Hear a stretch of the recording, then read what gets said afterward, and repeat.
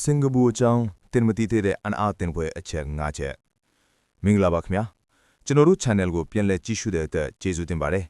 ဒီနေ့ဗီဒီယိုမှာတော့စင်ကာပူအကြောင်းတင်မတိတဲ့အန်အားတင်ပွဲအချက်၅ချက်ကိုပြောပြပေးသွားမှာဖြစ်ပါတယ်စင်ကာပူဟာအရွယ်စားသေးငယ်တဲ့နိုင်ငံတစ်နိုင်ငံဖြစ်ပေမဲ့သမိုင်းစီကံနီးပညာနဲ့တိုးတက်မှုတွေအများကြီးရှိတဲ့နိုင်ငံတစ်ခုပါဒီထက်ကအချို့အချက်တွေကတင့်ကိုအံ့အားသင့်စေနိုင်ပါတယ်အခုစာကြည့်အောင်အချက်တဲ့စင်ကာပူဟာတချင်ကငါးဖမ်းရွာလေးတစ်ရွာပဲဖြစ်ခဲ့ပါတယ်ဒီနေ့မှာမြင်ရတဲ့စင်ကာပူမြို့ကြီးမထက်ခင်ကဒီကျွန်းဟာငါးဖမ်းရွာလေးတစ်ရွာပဲဖြစ်ခဲ့ပါတယ်အရင်ကဒီကျွန်းတစ်ခုလုံးဟာတောတောင်များနဲ့ဖုံလွှမ်းနေပြီးငါးဖမ်းသမားအနှဲငယ်ပဲနေထိုင်ကြပါတယ်1800ကျော်ကာလမှာ British အရာရှိတစ်ယောက်ဖြစ်တဲ့ Stamford Raffles ကဒီကျွန်းကိုရောက်လာခဲ့ပါတယ်သူကဒီနေရာဟာကမ္ဘာကုန်းသွယ်ရေးအတွက်အလွန်ကောင်းတဲ့နေရာဆိုတာကိုသိလိုက်ပါတယ်။ဘာလို့လဲဆိုတော့အာရှနဲ့ဥရောပကြားသင်္ဘောတွေတွာလာတဲ့လမ်းကြောင်းအနီးမှာရှိလို့ပါ။ဒါကြောင့်1819ခုနှစ်မှာစင်ကာပူကိုကုန်းသွယ်ရေးစိတ်ကံအဖြစ်တည်ထောင်ခဲ့ပါတယ်။နောက်ပိုင်းမှာတော့တရုတ်၊အိန္ဒိယအပါအဝင်နိုင်ငံမျိုးမျိုးကလူတွေလာရောက်နေထိုင်ကြပြီးဒီငါးဖမ်းရွာလေးဟာတဖြည်းဖြည်းကမ္ဘာအရေးပါတဲ့မြို့တစ်မြို့ဖြစ်လာခဲ့ပါတယ်။အချက်နဲ့စင်ကာပူဟာကမ္ဘာအစိမ်းရောင်ဆုံးမြို့တွေထဲကတစ်မြို့ပါမြို့ကြီးတွေဆိုရင်လူအများကကွန်ကရစ်အဆောက်အဦများနဲ့ပြည့်နေတယ်လို့ထင်တတ်ကြပါတယ်ဒါပေမဲ့စင်ကာပူကတော့မတူပါဘူးစင်ကာပူကို Garden City လို့တောင်ခေါ်ကြပါတယ်လမ်းဘေးတစ်လျှောက်လုံးမှာတစ်ပင်တွေစိုက်ထားပြီးမြို့ထဲမှာပန်းခြံတွေအများကြီးရှိပါတယ်အကျော်ကြားဆုံးနေရာတစ်ခုကတော့ Gardens by the Bay ဖြစ်ပါတယ်ဒီပန်းခြံမှာညအချိန်ဆိုရင်မီလင်လက်တဲ့ Super Tree တွေကိုမြင်နိုင်ပါတယ်နောက်ထပ်အရေးပါတဲ့နေရာတစ်ခုကတော့ Singapore Botanical Gardens ဖြစ်ပါတယ်။ဒီပန်းခြံဟာ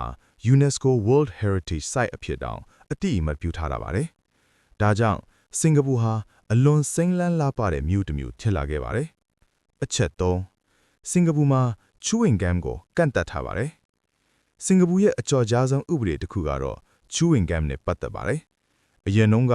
လူတွေက chewing gum ကိုလမ်းဘေးရထားတကားတွေနဲ့အများပြည်သူနေရာတွေမှာကတ်ထားကြပါတယ်။ဒါကြောင့်အများပြည်သူသုံးရထားတွေမှာပြဿနာတွေဖြစ်လာပါတယ်။ဒီအတွက်ကြောင့်1992ခုနှစ်မှာ chewing gum ရောင်းချမှုကိုကန့်သတ်ခဲ့ပါတယ်။ဒီဥပဒေကြောင့်မြို့တော်ဟာပိုပြီးတန့်ရှင်းလာခဲ့ပါတယ်။ဒါကြောင့်စင်ကာပူဟာကမ္ဘာအရှင်းဆုံးမြို့တွေထဲကတစ်မြို့ဖြစ်လာခဲ့ပါတယ်။အချက်၄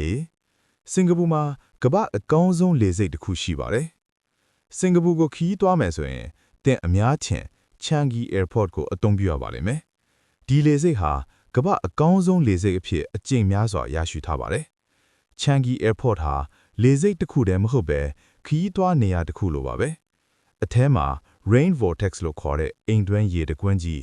ပန်းခြံများလိပ်ပလာပန်းခြံရုပ်ရှင်များနဲ့တာရီကူးကမ်းတောင်ရှိပါတယ်။ဒါကြောင့်ခီးသွားအများကြီးက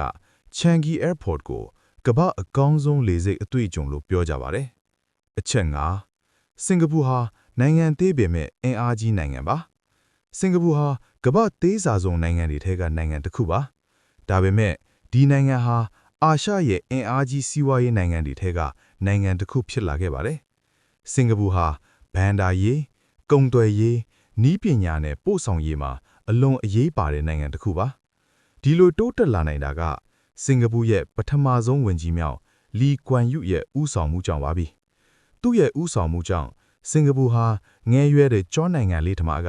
ကမ္ဘာအောင်မြင်ဆုံးနိုင်ငံတွေထဲကနိုင်ငံတစ်ခုဖြစ်လာခဲ့ပါတယ်။ဒါဆိုရင်တော့စင်ကာပူအကြောင်းသင်မသိသေးတဲ့အချက်၅ချက်ကိုပြောပြပေးခဲ့ပါတယ်။ငါးဖမ်းရွာလေးကနေကမ္ဘာအစစ်မြင့်မြို့တစ်မြို့ဖြစ်လာတဲ့စင်ကာပူရဲ့သမိုင်းဟာတကယ်ကိုအံ့အားသင့်စရာပါ။ဒီဗီဒီယိုကိုကြိုက်နေတဲ့ရင် like လုပ်ပေးပြီး channel ကို subscribe လုပ်ပေးပါ။နောက်ထပ်စိတ်ဝင်စားစရာဗီဒီယိုတွေနဲ့ပြန်လာပါမယ်။ကျေးဇူးတင်ပါတယ်။